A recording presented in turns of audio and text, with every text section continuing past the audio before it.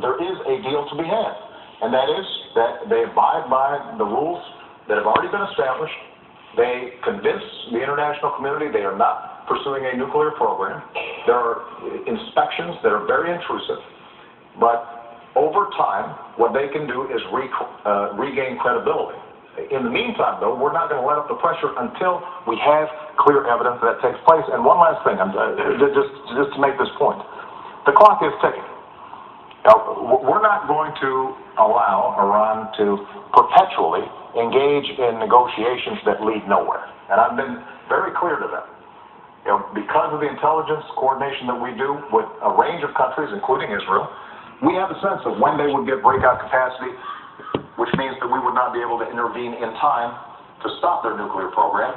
And that clock is ticking. And we're going to make sure that if they do not meet the demands of the international community, then we are going to take all options necessary to make sure they don't have a nuclear weapon.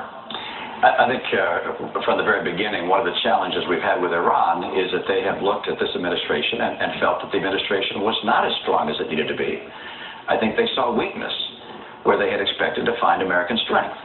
And I say that because from the very beginning, the president in his campaign some 4 years ago said he'd meet with all the world's worst actors in his first year.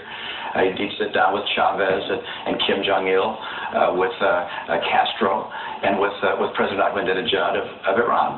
And I think they looked and thought, well, that's an unusual honor to receive from the President of the United States. And then the President began what I'd call an apology tour, of going to various nations in the Middle East and criticizing America.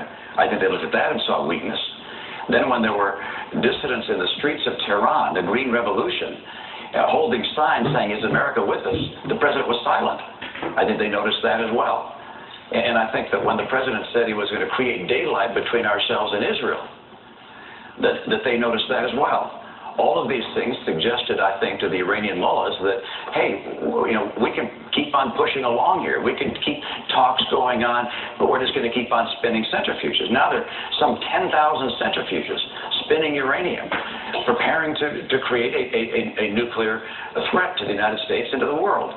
That's unacceptable for us, and it's essential for a president to show strength from the very beginning, to make it very clear what is acceptable and not acceptable. And an Iranian nuclear program is not acceptable to us. They must not develop nuclear capability.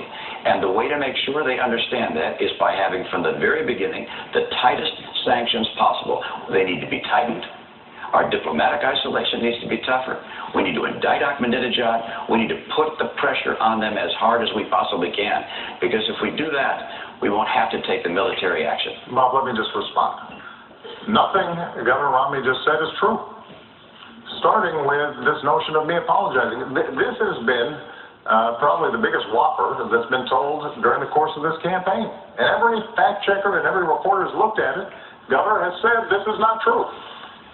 And when it comes to tightening sanctions, look, as I said before, we've put in the toughest, most crippling sanctions ever. And the fact is, while we were coordinating an international coalition to make sure these sanctions were effective, you were still invested in a Chinese state oil company that was doing business with the Iranian oil sector.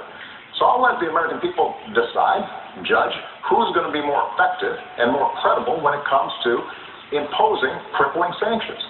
And with respect to our attitude about the Iranian Revolution, I was very clear about the murderous activities that had taken place, and that was contrary to international law and everything that civilized people stand for. And so the strength that we have shown in Iran is shown by the fact that we've been able to mobilize the world. When I came into office, the world was divided. Iran was resurgent.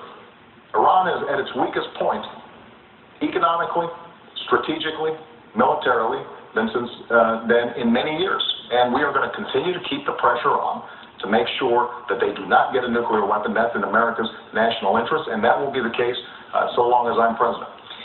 We're 4 years closer to a nuclear Iran. We're 4 years closer to a nuclear Iran.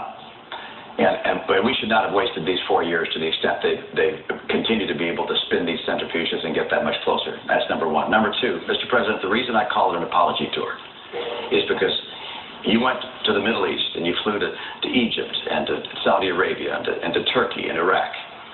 And by the way, you skipped Israel, our closest friend in the region. But you went to the other nations. And by the way, they noticed that you skipped Israel. And then in those nations, on Arabic TV, you said that America had been dismissive and derisive. You said that on occasion, America had dictated to other nations. Mr. President, America has not dictated to other nations. We have freed other nations from dictators. Let me respond. If we're going to talk about trips that we've taken, when I was a candidate for office, first trip I took was to visit our troops. And when I went to Israel as a candidate, I didn't take donors. I didn't attend fundraisers. I went to Yad Vashem, the Holocaust Museum there, to remind myself the nature of evil and why the system will be unbreakable. And then I went down to the border town of Sderot, which had experienced missiles raining down from Hamas. And I saw families there who showed me where missiles come down near their children's bedrooms. And I was reminded of what